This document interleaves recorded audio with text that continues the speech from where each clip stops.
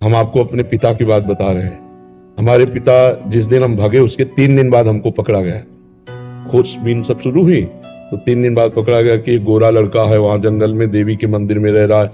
तो पहले बड़े भाई आए तो उनको तो कठोर शब्दों से कह के, बहुत विवेक प्रवीण था, बचपन में भी बहुत विवेक प्रवीण था, मतलब प्रवीण ना होता तो संसार की यात्रा काटते हुए भगवान ऐसे कैसे लाते। तो जब पिताजी आए तब हम मिल गए, क्योंकि वो एक कठोर स्वभाव के और बहुत धर्मात्मा पुरुष थे।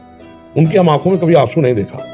बहुत ही दृढ़, सर्दी गर्मी भूख प्यास सब बर्दाश्त करके संतों की सेवा करना, गैर एकदम किसान आदमी ऐसे। तो जब वो आए तो हमारे मन में आया कि मारेंगे अगर हम आंख खोलेंगे, बात करेंगे तो उत्तर हमारा मानेंगे नहीं है, और इनकी हम अवहेलना कर नहीं सकते। तो आंख मूंद के बैठ गए। जो ही देखा पिताजी आ रहे तो आंख मूंद के बैठे। वो नजदीक आए, अपने स्वभाव उठ खड़ा हो, नहीं खड़े, खड़ा हो, नहीं खड़े। तीसरी बार का आप खड़ा हो जा, तो हमें लगा डंडा पड़ेगा चौथी बार तो खड़े हो गए, बच्चे ही थे, खड़े हो गए। तो चाचा जी वगैरह उनको बड़े भैया कहते थे, तो हम भी पिताजी नहीं कहते थे, हम भी बड़े भैया कहते थे। तो उनका बड़े भैया आपसे एक प्रार्थना करें।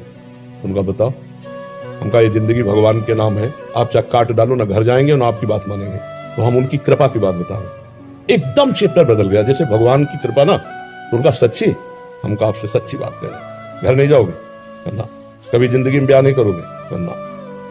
वो खड़े हो जाओ, खड़े हो जाओ, ऐसे छाती से लगाओ, कहा राम राम राम, 3 बार ऐसे छाती से राम राम राम ऐसे कहा। जाओ, अगर ऊसर में भी बैठोगे तो फूलों की वर्षा हो। जाओ, जिंदगी में कभी तुम्हारा कोई बाल बांका नहीं कर सकता। पर एक बात ध्यान रखना, अगर आप बाबा जी बनते हो तो हमारा आशीर्वाद, ऊसर में भी बैठोगे तो फूल बरसेंगे, और जिंदगी में कोई बाल बांका तुम्हारा नहीं कर सकता।